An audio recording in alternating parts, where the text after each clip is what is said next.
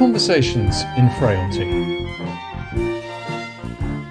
the podcast for Derbyshire clinicians.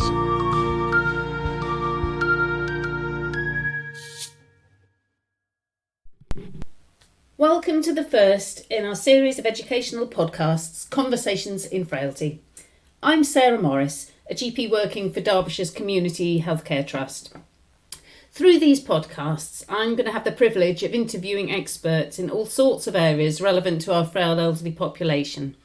My hope is that we can learn together beyond the guidelines, gain a better understanding of how our local services work, what makes a good referral, and perhaps most of all, some useful practical tips which only the experts can tell us.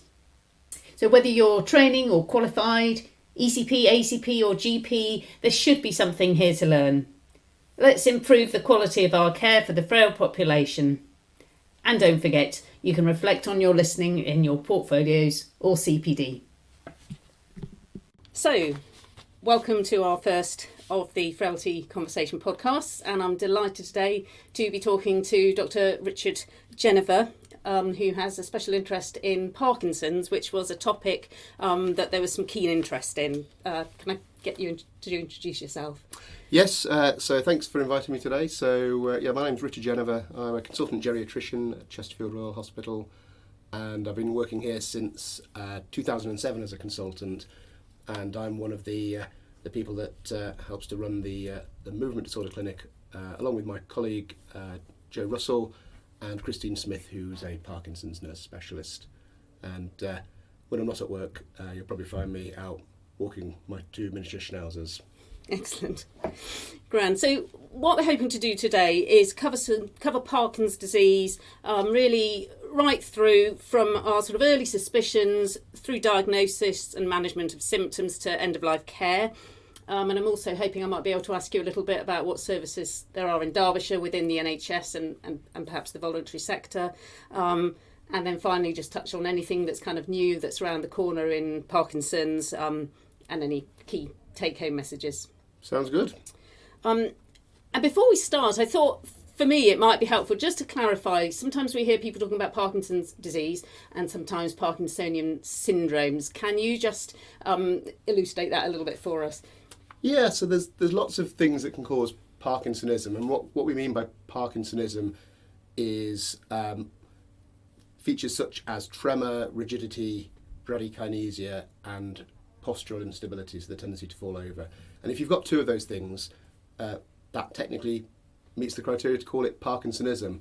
But there are lots of different causes of that. Parkinson's is one of them, but there are lots of other things, some of which are known by various things such as Parkinson's plus syndromes or atypical Parkinsonian disorders or Parkinsonian syndromes.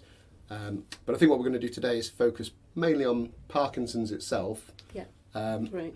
You notice that I refer to it as Parkinson's. In the past it might have been called Parkinson's disease or even idiopathic Parkinson's disease. Yes. And lately the focus has been more on dropping the word disease, because what we're wanting people to do is really to engage with their condition, to think about it not as an illness but as something that we're trying to work together as a team to find ways for them to be at the very best they can be. And some of that is to do with medical things, but it's also to do with a lot of other things as well, which we can talk about. Great. So it's just a helpful terminology, I suppose.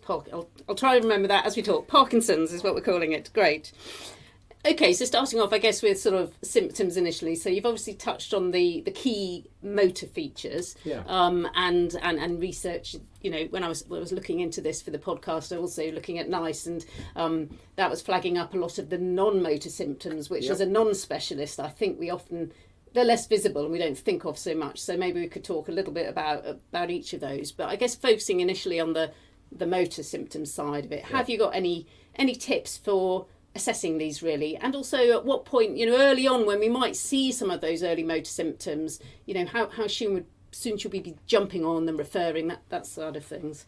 Okay, so I think probably the two key ones, and the ones that I think it is possible to sort of develop expertise in, are tremor and bradykinesia. So I'll start with tremor, and the key thing with tremor is, so a tremor is involuntary. It's a shaking movement, but the thing that's makes a tremor different to other forms of shaking is that it's a regular, symmetrical kind of shake. So somebody with a sort of jerkiness of shaking, we probably shouldn't call that tremor, and therefore it's not caused by a tremor disorder. So if the thing that's concerning you is a jerky shake, it may well still need looking into, but it's probably going to take us in a different direction than Parkinson's. So an example, for instance, might be the shaking that you see in somebody with carbon dioxide narcosis. That's a jerky sort of flapping thing. And also sometimes some of the drug-induced shaking can also sometimes be a bit irregular. So the key message is the shaking regular or irregular? And if it's irregular, it's probably not a tremor, and therefore perhaps it's going to take us away from a diagnosis of Parkinson's. Okay, that's helpful. And you say symmetrical, as in bilaterally? No, I'm glad you asked me that. So what I mean is the thing that is shaking, the movement back and forth, has a kind of symmetrical nature to it. Okay, so people with Parkinson's traditionally present with symptoms either only on one side of the body or predominantly on one side of the body. But if it's tremor that we're looking at, the bit that's shaking will have a kind of symmetrical nature to the shake. So it'll go back and forth a similar amount and the same sort of rate. Excellent. And then the other one, bradykinesia, is, so the word literally means slow movement, but actually the medical term does not mean slow movement. So loads of people move slowly for lots of different reasons, but what true bradykinesia is a fatiguing, so gradually reducing amplitude or size of repeated movements. So for instance, what I will get somebody to do is perhaps to open and close their hands, so make a fist and open their hands fully, quickly, and do it for about 20 seconds. And what I'm looking at is whether the size of those movements gets smaller over time. Okay. And if that happens, that's true bradykinesia. So that's actually a useful one, just in a sort of community ward or a general practice setting. We could presumably just replicate that as a useful initial early test. Yeah. And it's such an important feature because it explains so many of the motor features of Parkinson's. So if you think of somebody who has Parkinson's, the sort of problems they might report are shuffling. So that's low amplitude leg movements. Yeah. They might have small handwriting, again, amplitude of movement. They might have reduced facial expression, and even that's the amplitude of facial muscle movement.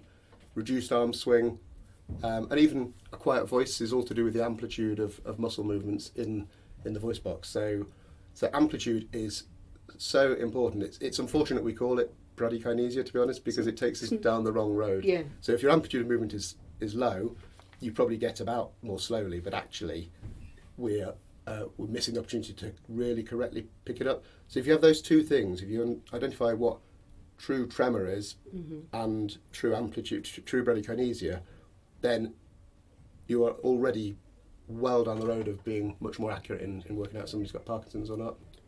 And am I right that not everyone, though, will have the tremor? So we can't rule it out if they don't have the tremor? So there's a spectrum, and at one end you've got people who have got almost pure tremor as their presenting complaint.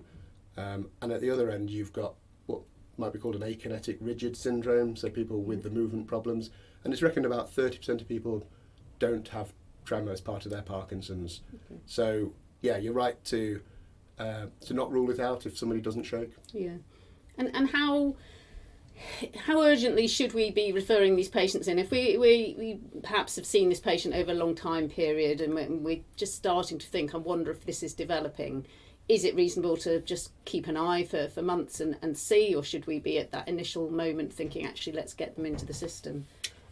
So my objective when I diagnose somebody with Parkinson's is to help them to adjust to the diagnosis and to hopefully put in place positive feelings about things that are going to help them to be at their best, like exercise and engaging with the team that's around them, including nurse specialists, therapists and that sort of thing. And so I tend to feel that the more urgency that's put into the referral process, the less likely that is to happen. And there's a couple of reasons why I think we can be fairly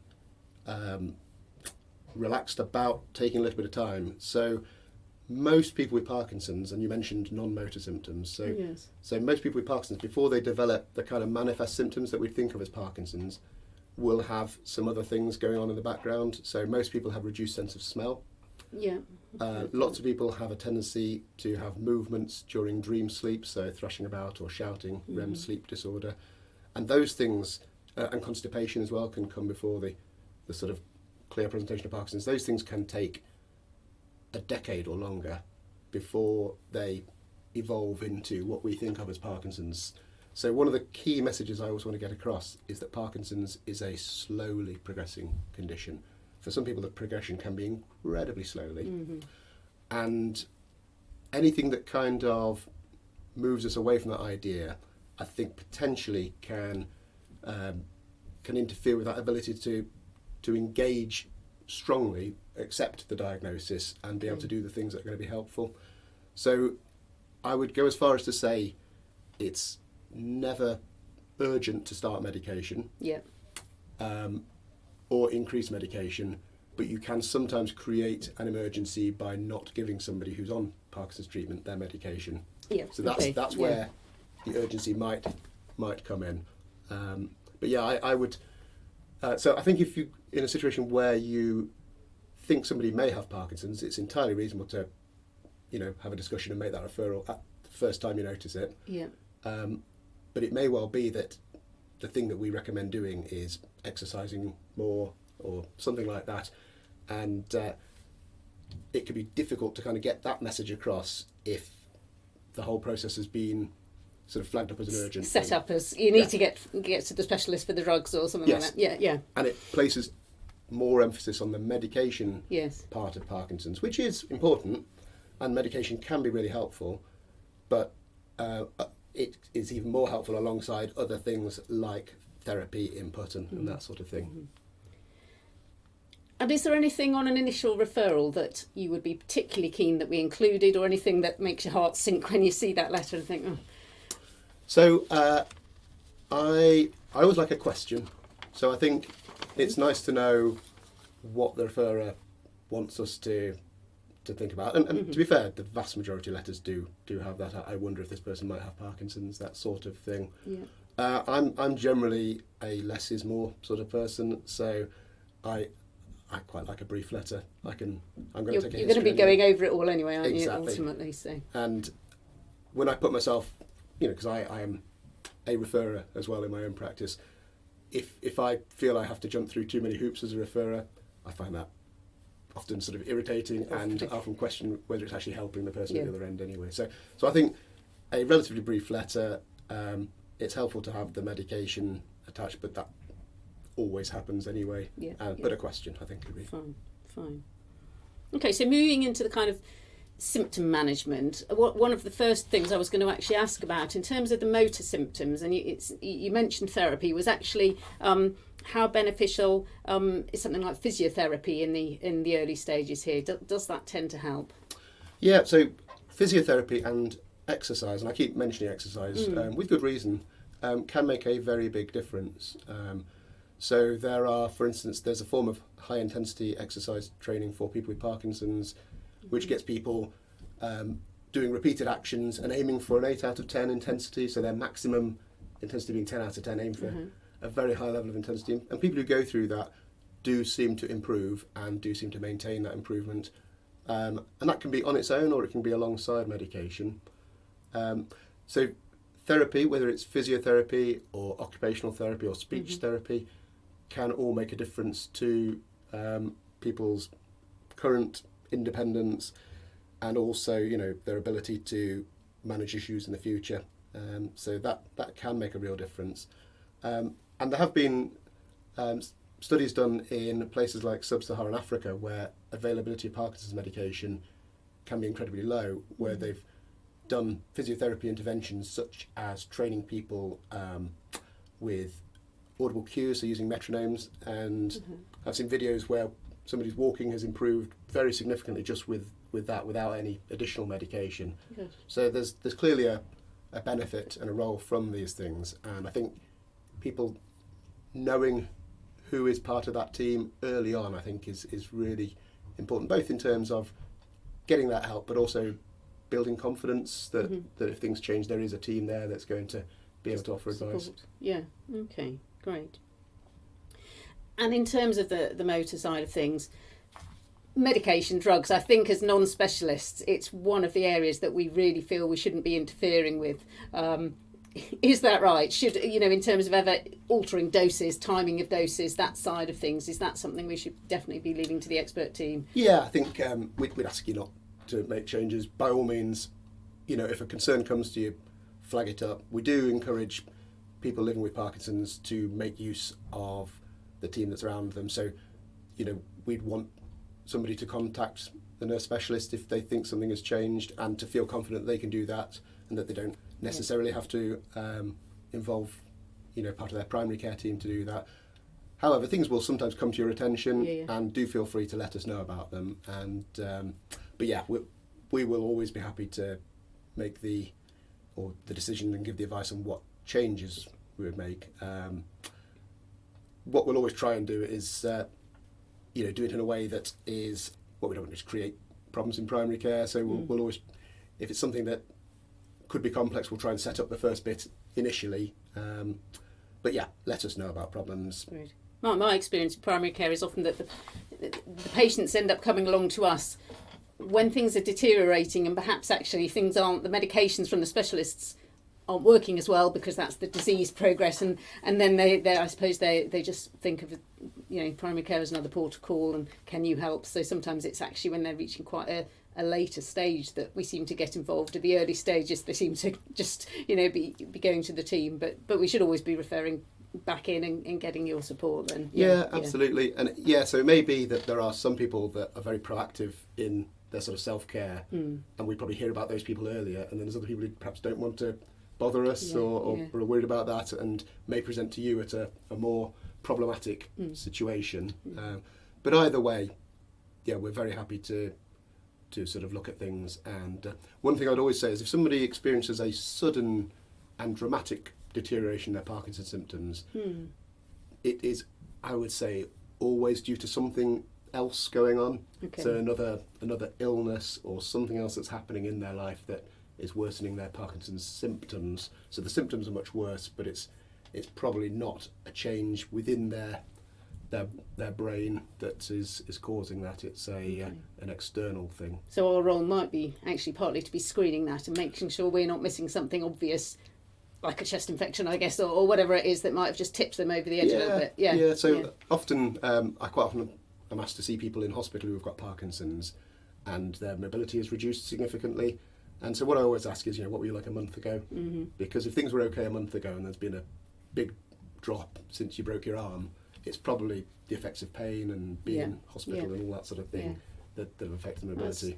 That's really helpful. It's almost a bit, I suppose, an equivalent might be to, when we see a patient with suspected delirium, the first things we do is a screen to think, what might be underlying this change in their mental state. I suppose it's a slightly analogous sort of situation. Actually, a sudden dip in their symptoms, try and just rule out any other sort of acute causes that are triggering it. Yeah, I think it is a perfect analogy, actually. Okay. And I do wonder if there is kind of almost an overlap between delirium and sort of motor deterioration. They do kind of mirror each other very much. Okay. And then I've got a few slightly more specific symptoms. I sent around to colleagues saying, if you're in my seat doing this podcast, what would you like to ask? And a few colleagues hopefully sent in some thoughts. One of them, who has often worked on a community ward setting, said, can you ask about postural hypotension? How best to manage that? Gosh, yeah. So I always try and see what we can do without adding extra medication in first. Mm-hmm. So I'd always look at things like other drugs that are likely to contribute. So, the antihypertensives and nitrates and things like that. Assuming we've dealt with that, I usually encourage most people, unless I think it would be risky, to drink a couple of extra glasses of water a day in the morning. And that sometimes is enough to nudge things in the right direction. There's a little bit of evidence around compression stockings, but everybody hates them. They do. And so I can't think of anybody that has successfully used compression stockings. There's slightly better evidence for elasticated abdominal binders. These are big, wide, stretchy belts that you wear around your abdomen. And the idea is that they compress your sort of intra-abdominal capillaries and squeeze the blood back into the bigger blood vessels. again, people tend not to be that keen on the idea of it because it has to be tight enough to actually squeeze you. Trying to imagine how they get them on. They go around the waist, Yeah, presumably. they've got a big got Velcro strap. Okay, yeah. And so you can order them online. Uh-huh. They're about £20. Okay. It's an option. So assuming that we've kind of looked at those sorts of things, then that's when we might consider drug treatments. So in the latest version of the NICE guidance, they've put midodrine as the first line treatment. So midodrine works a little bit like an alpha antagonist. It's an alpha agonist even. Mm-hmm. So it like the opposite of an alpha blocker, and it's something we would always be happy to advise on. But it can help to raise blood pressure. One of the issues with it can be that people sometimes get supine hypertension. Yeah. Whenever we're treating orthostatic hypotension, the thing to remember is treat the symptoms, not the numbers.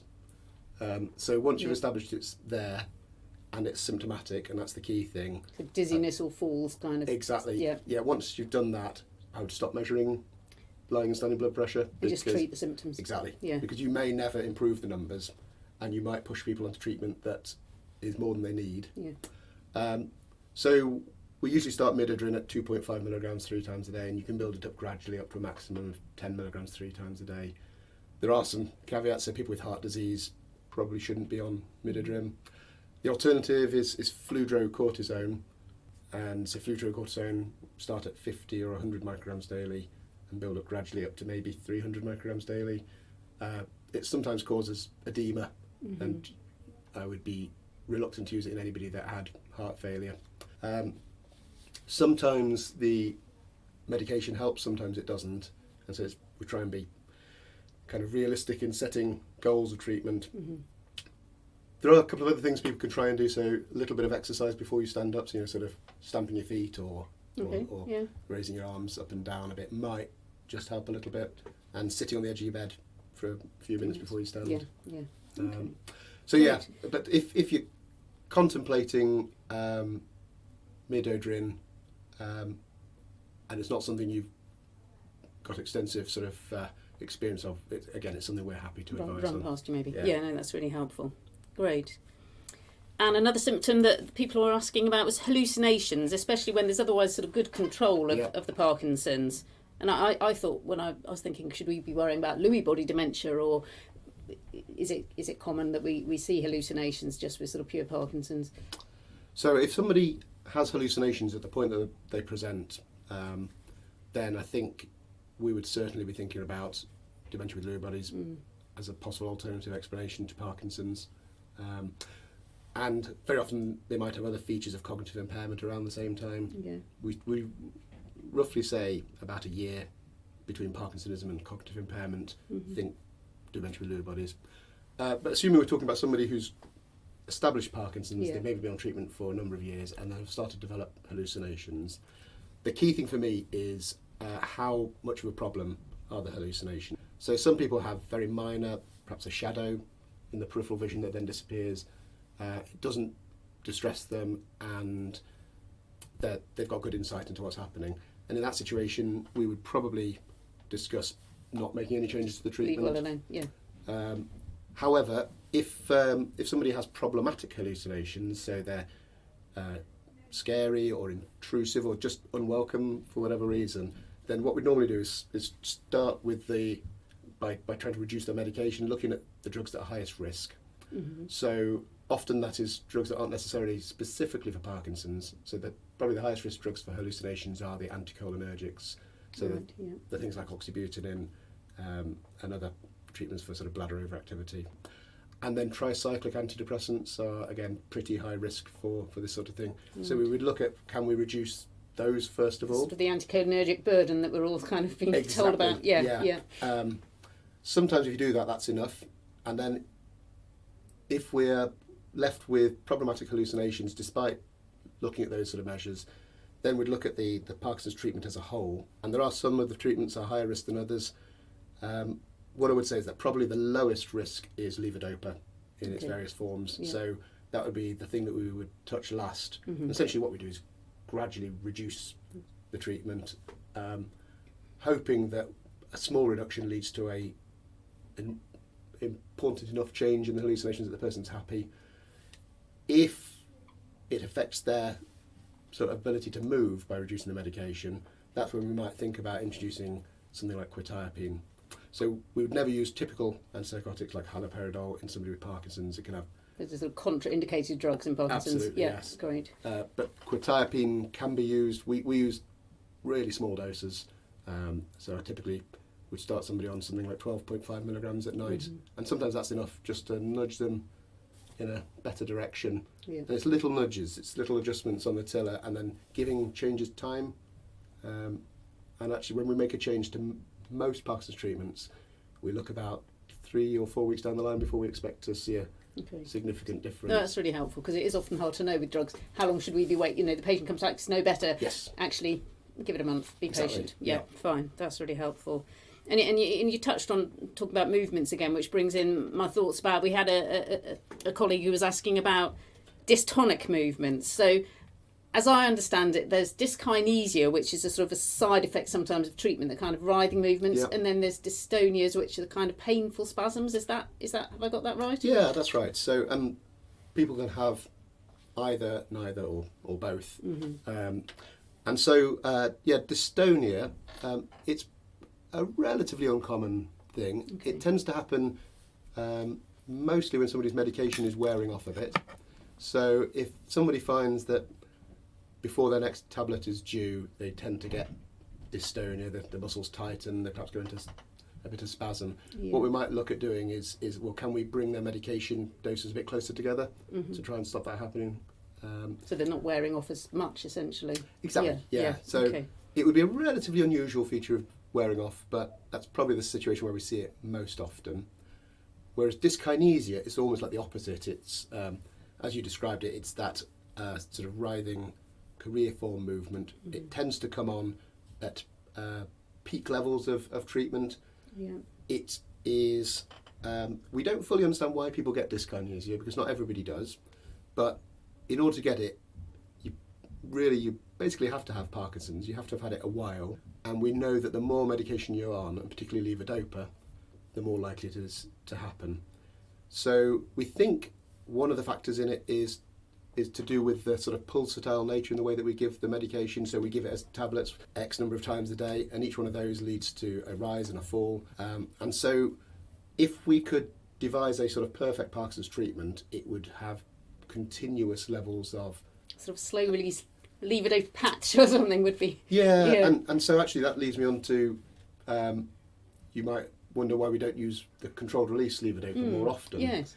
And it's because the way it's absorbed is unpredictable. It's not absorbed as well as the normal levodopa, and it doesn't seem to deliver what we wanted it to, because it was designed exactly with that in mind, that kind of more continuous stimulation. So there have been other ways looked at. So I think transdermal levodopa is being explored as a potential treatment, because it's a good treatment. It's just the way we give it is the problem.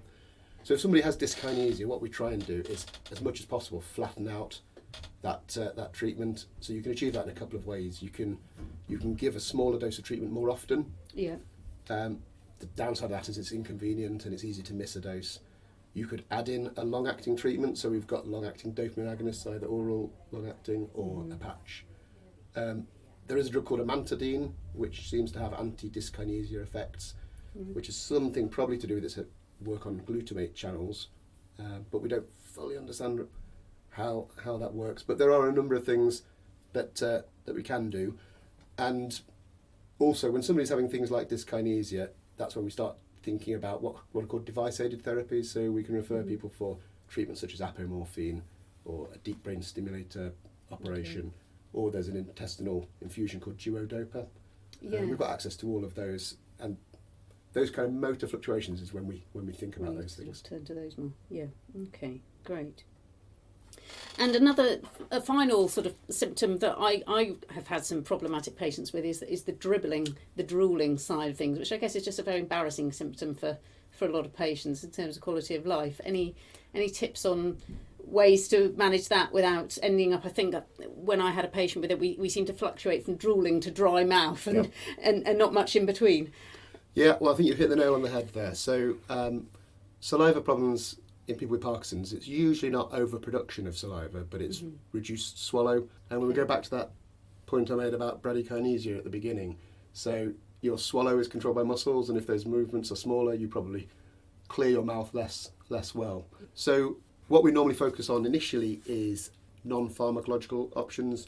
So some people will recommend that they have a good, what we call a purposeful swallow more often. And you can get reminders that on your phone will bleep every however number of minutes you want it to remind you to have a swallow, which does or doesn't work depending on the individual. I think something that's always going off, I think, does cease to be an alarm after a certain amount of time. But that probably is step one. Some people find it difficult to swallow just saliva, so it sounds counterintuitive, but having a little sip of water can sort of make it easier to actually and make you do that swallow, I suppose. Yeah, exactly. Yeah.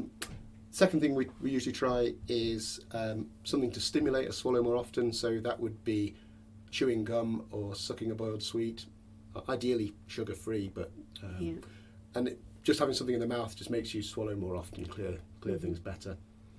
If that's not working, then we might look at medication, but as you pointed out quite rightly, what we're often doing is essentially the drugs that we use they're all off-license treatments that have dry mouth as a potential side effect, and we might be swapping a mouth that's too wet for one that's too dry and uncomfortable. So the sort of things that we might use would be atropine 1% ophthalmic solution, a couple of drops under the tongue twice a day, or an Atrovent inhaler, ipratropium sprayed into the mouth. I have some patients who are on these treatments. I'm not certain they necessarily make a huge difference, and I think the things that are most likely to work are really working on swallowing, that sort of thing. If it's associated with maybe a quiet voice or a voice that's become gravelly, then speech therapy might help, because there's a form of speech therapy for Parkinson's called LSVT, Lee Silverman voice training, that's been shown to improve the quality, the loudness of speech. And there's a chance that might lead to better swallow in those people. Just training all the muscles around that area. Exactly, I It's guess. like a high intensity therapy for the voice. But if somebody had voice and saliva issues, that might be an avenue to explore. It potentially could help. Fine. And finally, just around symptoms, anything we should urgently refer in to the team? I'm guessing if somebody has some sort of off-crisis akinesia, I don't know how you refer to that. So I think if somebody's able to take their medication and something changes dramatically, I would come back to the what else has changed question. By all means, get in touch. And so in the north of Derbyshire, a good way to do that actually would be through Consultant Connect. And we've got a messaging option on Consultant Connect as well. So, because is that only in the north for those people living in the south? Do you know how it works in the south? Out of interest. So I think Consultant Connect is available throughout Derbyshire. Yes. I don't know if they have the messaging option available in the south. They have geriatrician of the day. I don't know if that would be and that the person you speak to might not be able to give you the answers there and then, but they will know somebody who can. So I think that's worth exploring. Where things might become more of a problem is if somebody can't take their medication for some reason. Yes, if they're just not taking orally. Exactly. Yeah. And then you can very quickly run into problems. Some people will just feel a bit worse if they don't get their Parkinson's medication, but there is a risk that you can trigger a thing called neuroleptic malignant-like syndrome, which is a bit like neuroleptic malignant syndrome in people on antipsychotics, and it can be provoked by missed Parkinson's treatment. So in that situation, I think it would be worth trying to get some advice on the same day, either from Parkinson's nurse specialist or from a Parkinson's doctor, because what we would want to do is to get that person onto some treatment that they could take. The options that we'd offer would depend on what they can do. So for instance, if they can swallow liquids, then we might recommend giving the same medication but crushing it, or using the dispersible version of co-benyldopa. If they can't do that, then that's one of the situations where they may need to come into hospital anyway, depending on their life situation. But in that situation, that's when we think about parenteral Parkinson's treatments, and there are two, basically. There is rotigotine, which is a patch, and there is apomorphine, which is given subcutaneously, either as a single injection or as an infusion. And we've got treatment algorithms that we can use. That we can kind of make recommendations on what might be close to an equivalent treatment if we have to switch somebody to the patch, for instance. Yeah. The place where this, I guess, might really come into our thoughts outside of a hospital is perhaps towards the end of life. So I would hope that in most cases we will pick up on somebody coming towards the end of the life before it suddenly presents itself.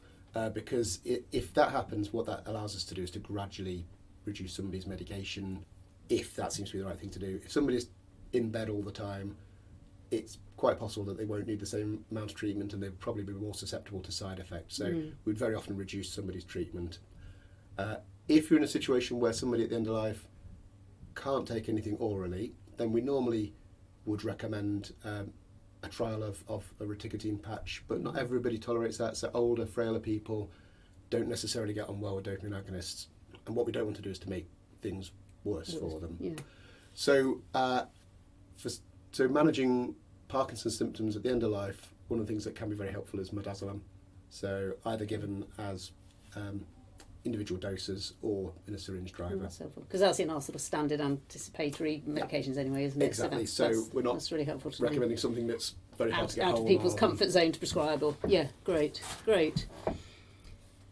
So we've gone from sort of early suspicions to end of life, and then I said we'd just touch before we finish on just giving us an idea of the services out there. So in terms of referring in, north and south of the county, have you any idea roughly how long a wait would be? So if we see a patient within primary care setting and this is first referral, how long is it likely to be before they see a specialist? Yeah, so I think referral to appointment times have gone up, unfortunately.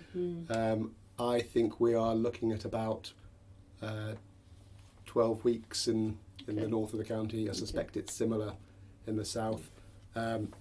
Parkinson's is a slightly unusual condition because it's managed by two types of specialists, so which is very much, well, it's almost unique to the UK. So we have geriatricians and neurologists both managing the same condition. And so certainly in the north of the county, we don't have an age-based service, so we're happy to see people of any age who have Parkinson's, as are the neurologists actually. And people will sometimes. So even though you're a geriatrician, you'll see a young person if it's query Parkinson's. Absolutely, yes. Great, that's helpful. And there sometimes can be advantages because we're based in the same space as the rest of the community team. So having your medical team and your therapist and nurse specialist all working in the same geographical area generally works better. Although we have managed to make it work with people who are living slightly outside the area for. If they've preferred to continue, for instance, after moving to a different part of the world. So we've got the medical team. So I mentioned myself, Dr. Russell. So we've got Christine Smith, who's a nurse specialist, and she is supported by two advanced support workers. So these are both people who have worked within the community physiotherapy team and have got expertise in managing Parkinson's. And so they'll often help with things like sort of functional assessments at home, cognitive assessments, that sort of thing. So once we get referred in, the whole team will be covering their care, presumably, as relevant.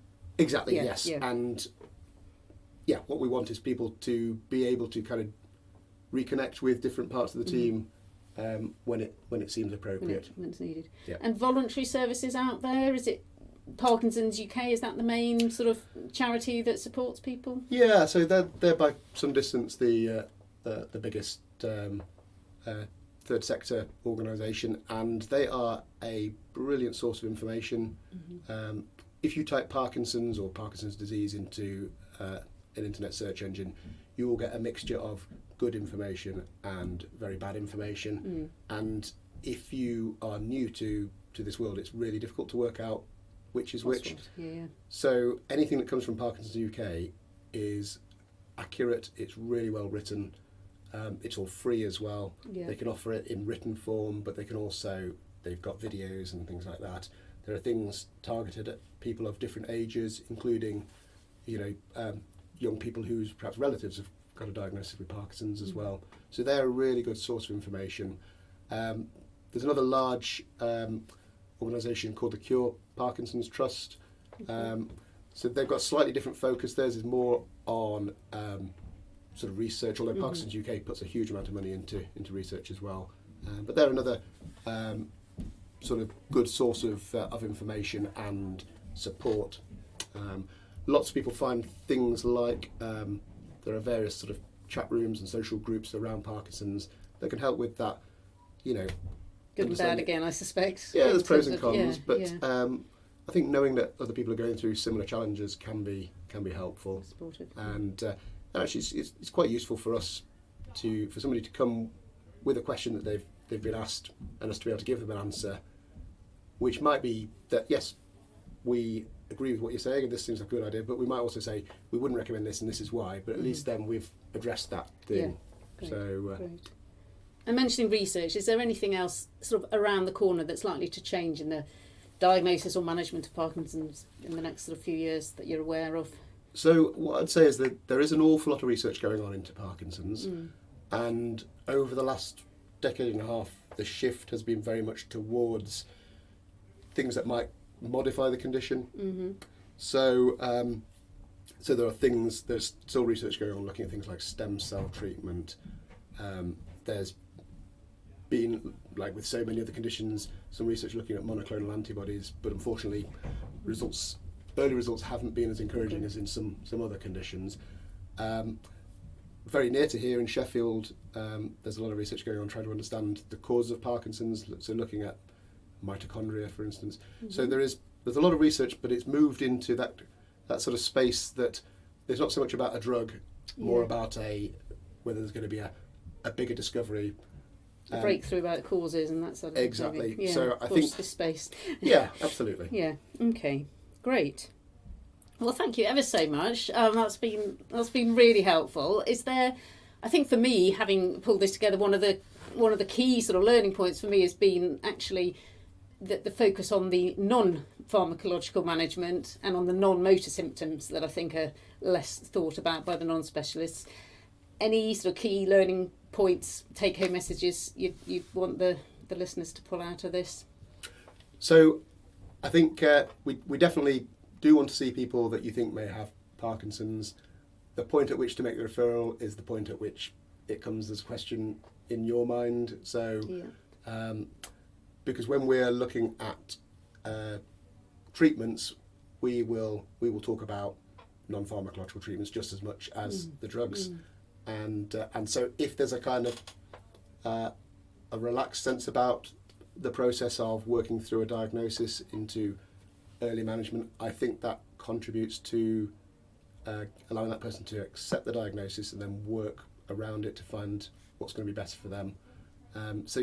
Refer, but probably a standard referral is actually better for the person with the condition than an urgent one. That's really helpful. Great. Well, thank you very much. I really enjoyed having this chat. I hope it's been useful for the listeners, and I will perhaps enlist your help again in future with some other discussions. It'll be a pleasure. Thank you. Thanks very much. Whilst these conversations are with experts, in decisions about specific patients, please do consider the relevant local guidelines together with your clinical judgment. Do subscribe for notification of the next podcast in a couple of months.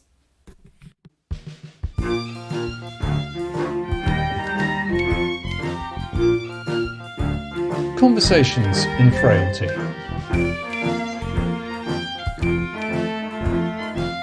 Thanks for listening.